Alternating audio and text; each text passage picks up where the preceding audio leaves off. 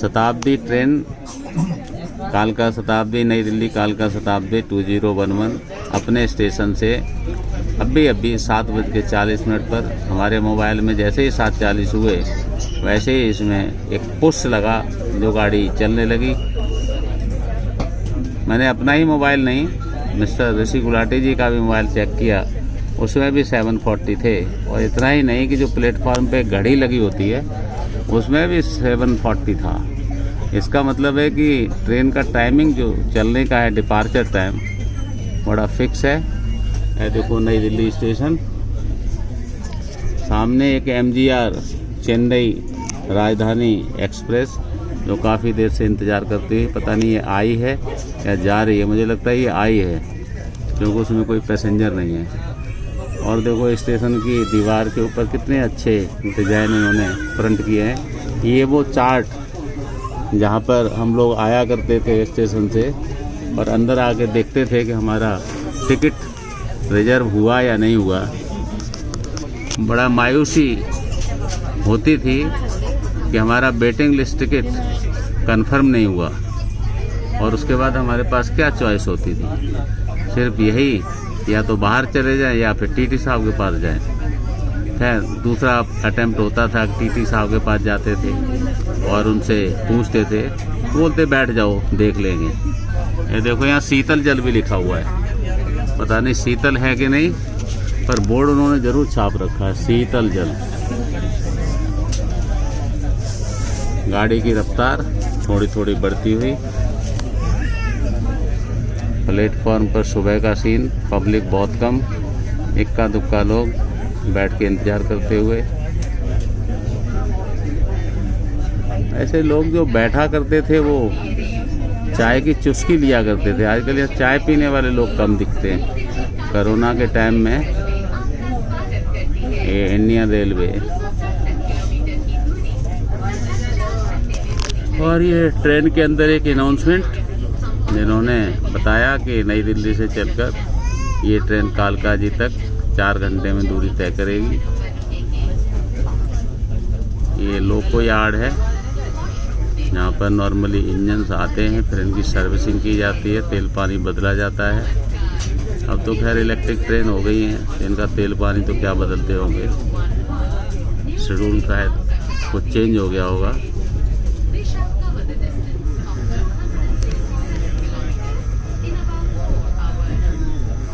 ये एक होता था कि जब स्टेशन ख़त्म होता था तो वहाँ से क्रॉसिंग करने के लिए ट्रॉली लेके लाइन क्रॉस किया करते थे, और वो जब लगेज लेके आते थे राजधानी में या दूसरी ट्रेन में बॉम्बे से आते थे तो वो एक लगेज ट्रॉली के ऊपर वो एक सामान रख के फिर जहाँ स्टेशन ख़त्म होता है वहाँ से वो क्रॉस कराया करता था। आज लगता है कि ये वीडियो बनाते बनाते शायद उसकी भी हमको याद आ गई। अभी जब निकल के जाते हैं स्टेशन से तो गाड़ी निकलती चली जाती है, और एक टाइम वो होता है कि जब आप सोनीपत से नई दिल्ली की तरफ आते थे तो यहाँ गाड़ी आउटर स्टेशन पे खड़ी होती थी। घड़ी में टाइम देखते थे कि लेट होते जा रहे हैं, स्टेशन से जाने वाली गाड़ी छूट जाएगी।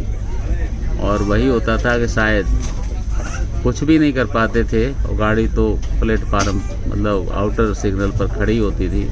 वहाँ एक बत्ती जलती थी रेड कलर की। लोग सोचा करते थे कि बत्ती ही है कल्प्रिट, इसी को चलो तोड़ देते हैं। तो कभी कभी तो लोग इतना गुस्से में आ जाते थे कि वो जाके डेली पैसेंजर थे, भर के ट्रेन आती थी और सारे के सारे पैसेंजर जब लेट हो जाते थे तो उनको गुस्सा आता था कि यही कल्प्रिट है।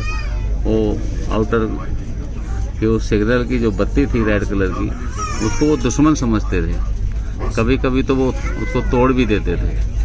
पर रेलवे ने भी अच्छा किया कि उसके ऊपर इतनी पतली और मोटी जाली लगा दी कि वो अपनी जो उनकी इच्छा थी वो भी पूरी करने में समर्थ नहीं हो पाए।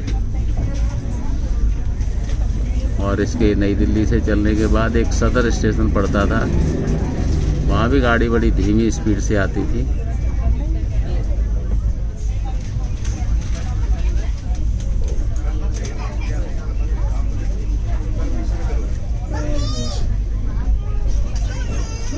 अभी वो आवाज़ जो रेलवे में स्टीम इंजन हुआ करते थे, असली आवाज़ तो रेल की वही थी।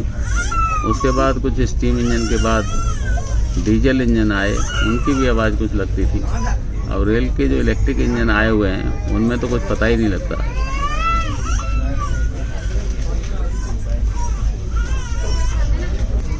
और ये फिर से एक बार आउटर सीन।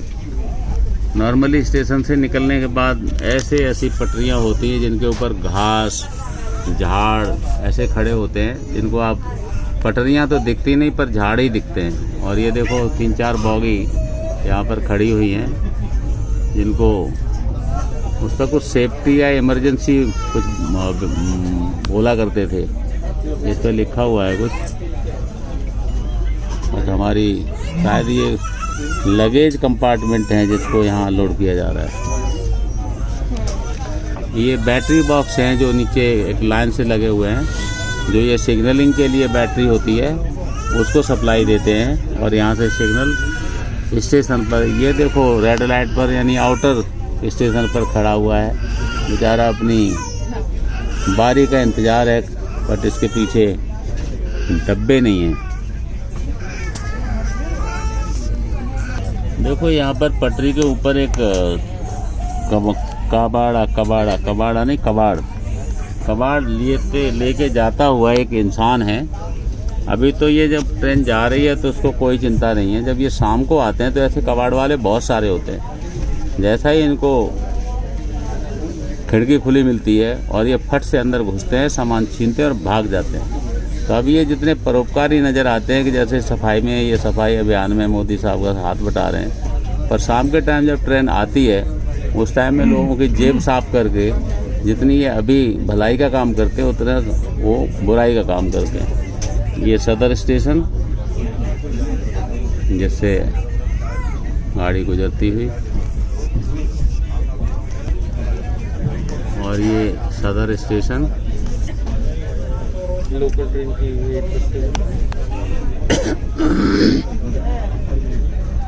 स्टेशन पे बैठ के जो इंतज़ार करने का जो होता है ना, सुबह सुबह कोई दातून कर रहा है, कोई चाय पीता है, कोई पेपर पढ़ता है, कोई मोबाइल पे आजकल न्यूज़ देखता है। कुछ तो ऐसे ही होते हैं जो आने जाने वाली ट्रेनों को ही देखते रहते हैं खड़े होके। ये देखो 4-5 लोग बैठे हैं, बैठ के नाश्ता करते हैं। ट्रेन की ज़िंदगी, ट्रेन का सफ़र कुछ ऐसा होता है कि जहाँ आदमी एक बार प्लेटफॉर्म पे आ गया तो फिर वो घड़ी नहीं देखता, क्योंकि आजकल के टाइम में तो फिर भी घड़ी देख के ट्रेन आ जाती है, घड़ी देख के एक्चुअल रनिंग स्टेटस पता लग जाता है कि हम कहाँ पहुँच गए।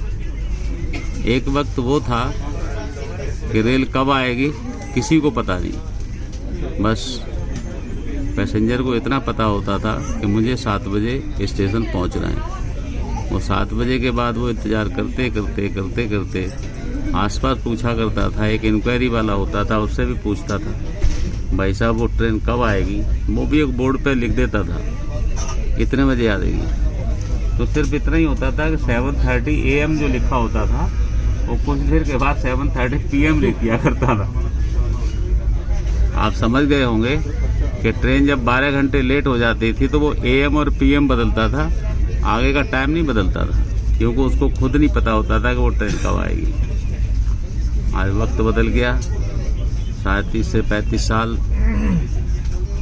जो उम्र 25 साल के दौर में थी, आज वो 62 ईयर के दौर में पहुंच चुकी है। लोग अपना एक्सपीरियंस ऐसे ही शेयर करते हैं, और कुछ लोग जो ये वीडियो देखने के शौकीन होते हैं वो अपने घर पर बैठ के